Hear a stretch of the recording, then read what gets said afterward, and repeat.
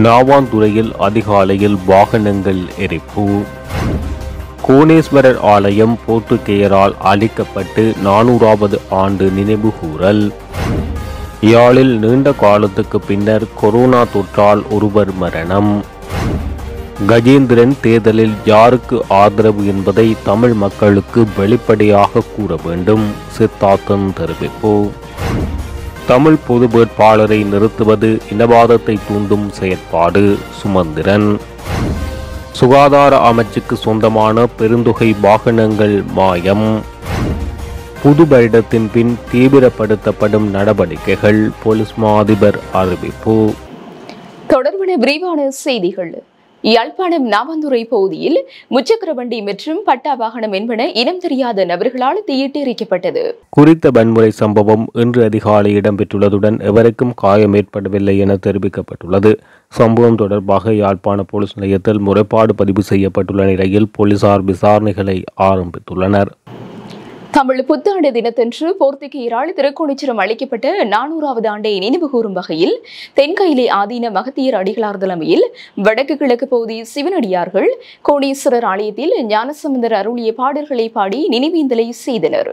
தொடர்ந்து திருக்கையிலை ஆதீனம் தலைமை உரை ஆற்றினார். தொடர்ந்து சைவ மகாசபையின் பொதுச் செயலாளர் பரா நந்தகுமார் ஆலயம் அளிக்கப்படுவதற்கு முன்னர் அளிக்கப்பட்ட வரலாற்று செய்திகளையும் இலங்கை மக்களது தலைமை கோவிலாக கோணேஸ்வரம் இருந்ததையும் ஆலயம் அழிவதை தடுப்பதற்கு அந்த காலத்தில் திருகோணமலை வாழ் சைவ தமிழர்கள் செய்த தியாகத்தையும் கூறினார்.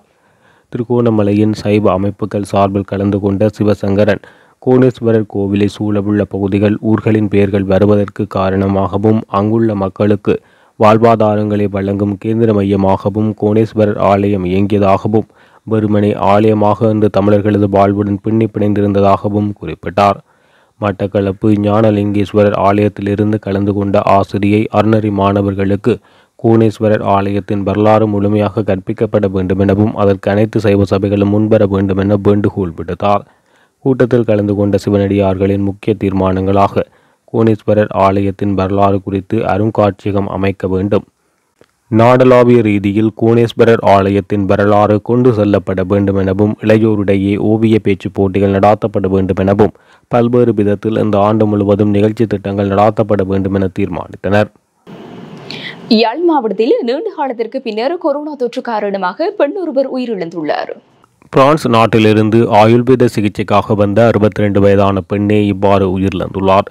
குறித்த பெண் பட்டுக்கோட்டை அராலியில் தங்கியிருந்த நிலையில் காய்ச்சல் காரணமாக 2 நாட்கள் யாழ்ப்பாணம் போதனா வைத்தியசாலையில் அனுமதிக்கப்பட்டு சிகிச்சை பெற்ற நிலையில் சிகிச்சை பலனின்றி கடந்த வெள்ளிக்கிழமை உயிரிழந்தார்.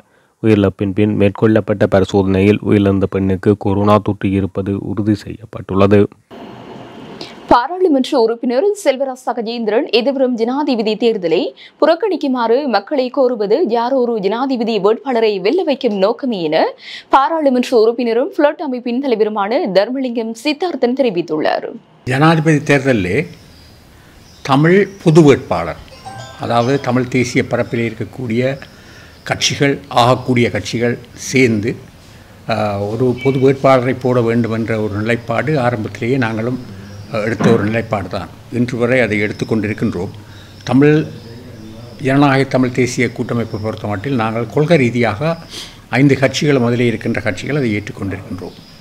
அதே நேரத்தில் அதில் இருக்கக்கூடிய ஒன்று நிச்சயமாக தமிழரசு கட்சி முதலில் சேர வேண்டும்.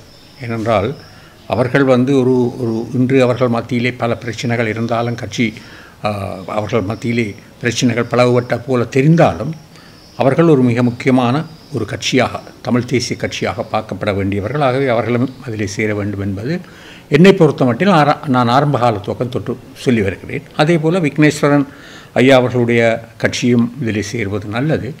அதே போல் கஜேந்திரகுமார் பொன்னம்மருடைய தமிழ் காங்கிரஸும் இதிலே இணைந்து கொண்டால் நல்லது. ஆனால் அவர்கள் நிச்சயமாக இணைவதற்கு தயாராக இல்லை. இதை ஒரு நாடகம் என்ற ரீதியிலே கூறிக்கொண்டிருக்கின்றார்கள். ஏனென்றால் யாரையோ வெல்ல பண்ணுவதற்காக நாங்கள் எடுக்கின்ற முயற்சி என்று பகிஷ்கரிப்பு என்பதும் யாரையோ வெல்லப்படுகின்ற ஒரு முயற்சியாகவே நான் பார்க்கின்றேன். ஏனென்றால் அவர்கள் பகிஷ்கரிப்பதன் மூலம் யாரோ ஒருவருக்கு வெற்றி வாய்ப்பை கொடுப்பதற்கு முயற்சிக்கிறார்கள் என்று தான் நான் நினைக்கின்றேன். ஏனென்றால் இது கடந்த காலங்களிலே கூட பகிஷ்கரிப்பின் மூலம் ஒருவரை தோற்கடித்து வெல்லப்படுவதற்காகத்தான் அஞ்சிலே அந்த முயற்சி இருந்திருக்கின்றது. நிச்சயமாக அதற்காகத்தான் செய்யப்பட்டது. யாரையோ தோற்கடிக்கப்பட்டு, அதாவது ரணிலை தோற்கடிக்கப்பட்டு மஹிந்தா, ஏனென்றால் அந்த நேரத்திலே மஹிந்தாவை வெல்ல வைப்பதன் மூலம் மஹிந்தா ஓரளவுக்கு அவரை சர்வதேச ரீதியாக செல்வாக்கேற்றவர். ஆகவே அவரை வெல்ல வைப்பது நல்லது என்ற ஒரு அபிப்பிராயம் அன்று இருந்த காரணத்தினால்தான் அவரை வெல்ல வைக்கின்ற முயற்சிகள் எடுக்கப்பட்டது. அதற்காகத்தான் அது செய்யப்பட்டது. அது கொள்கை ரீதியான ஒரு விஷயமாக அவர்கள் செய்திருக்கின்றார்கள். ஆனால் அதே போல தான் இன்றும் பகிஷ்கரிக்கிறதன் மூலம் யாரை வெல்ல வைக்க முயற்சிக்கின்றார்கள் என்பதை அவர்கள் இன்னும் கூறவில்லை.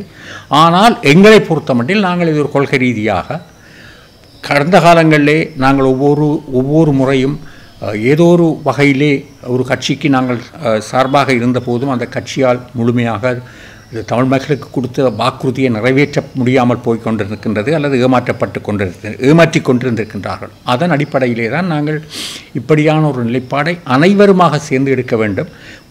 அதாவது ஒரு பொது வேட்பாளரை போடுகின்ற போது அந்த வேட்பாளர் ஆகக்கூடிய 50% அதிகமான தமிழ் மக்களுடைய வாக்குகளை பெற வேண்டும். அதாவது ஏற்குறைய 12 லட்சம் வாக்குகள் இருப்பதாக ஒரு மதிப்பீடு இருக்கின்றது. ஆகவே குறைந்தது 6 லட்சத்துக்கு குறையாத வாக்கெடுக்கப்படக்கூடிய வகையிலே தான் அதை கேட்க வேண்டும், அல்லது அதை கேட்பதிலே அர்த்தமில்லாமல் போய்விடும் என்ற ஒரு அபிப்பிராயம் இதை பொது வேட்பாளர் பற்றி கதைக்கின்ற அநேகர் மத்தியிலே இருக்கின்றது. நிச்சயமாக எங்கள் மத்தியிலே இருக்கின்றது. ஆகவே தான் ஒரு சரியான வேட்பாளர் இருக்க வேண்டும். அதே நேரத்தில் அனைத்து கட்சிகளும் சேர்ந்து கேட்க வேண்டும் என்ற அபிப்பிராயம். அதற்கான முயற்சிகளை எடுத்துக்கொண்டிருக்கின்றோம். இப்போது அதற்கான பேச்சுவார்த்தைகள் நடக்கின்றது.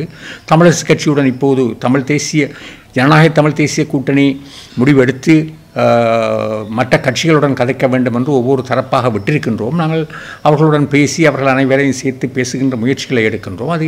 அது வெற்றியளிக்கின்ற போது நாங்கள் நிச்சயமாக ஒரு பொது வேட்பாளரை போடுவோம்.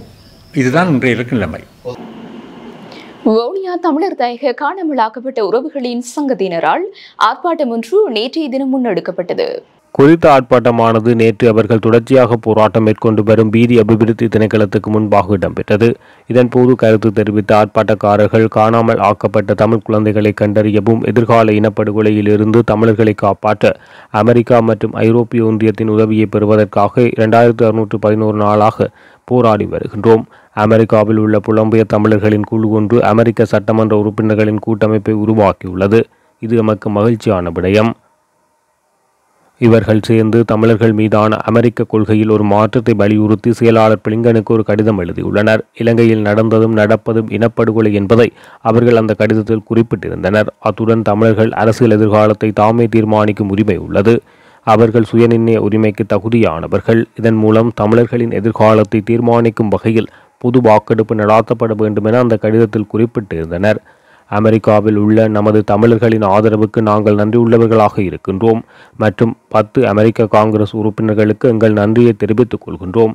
எனவே தமிழ் அரசியல்வாதிகள் மாறிவரும் உலக ஒழுங்குக்கு ஏற்றவாறு தம்மை மாற்றியமைக்க வேண்டும்.